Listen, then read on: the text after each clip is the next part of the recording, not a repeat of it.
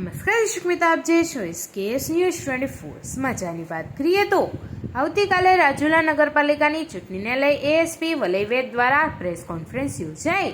આવતીકાલે નગરપાલિકાની ચૂંટણીને લઈ થશે મતદાન। રાજુલામાં ચૂંટણીને ધ્યાને લઈ પોલીસ દ્વારા સંવેદનશીલ બૂથ પર ચુસ્તપણે બંદોબસ્ત ગોઠવવામાં આવ્યો।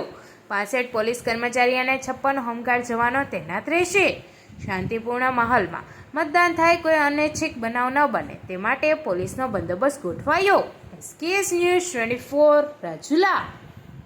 કાલે તારીખ 16ના રોજ રાજુલામાં જે નગરપાલિકાની ચૂંટણી છે એમાં કુલ 7 વોર્ડની ચૂંટણી છે, જેમાં 28 સીટ છે। આ જે ચૂંટણી છે એ 12 અલગ અલગ બિલ્ડિંગ, જેમાં ટોટલ 37 બૂથ છે, એમાં યોજાનાર છે। આ ચૂંટણીનું આયોજન અને એનું એક્ઝિક્યુશન પ્રોપરલી અને સુચારુ રીતે થાય એ માટે અમે ચુસ્ત પોલીસ બંદોબસ્તની ફાળવણી કરી છે, જેમાં ટોટલ 65 પોલીસ જવાન તથા 56 જેટલા હોમગાર્ડના જવાનોને ડિપ્લોય કરવામાં આવેલા છે। આમાંથી ટોટલ 7 જે છે એ સંવેદનશીલ બૂથ છે, સંવેદનશીલ બિલ્ડિંગો છે, જેમાં 26 સંવેદનશીલ બૂથ છે।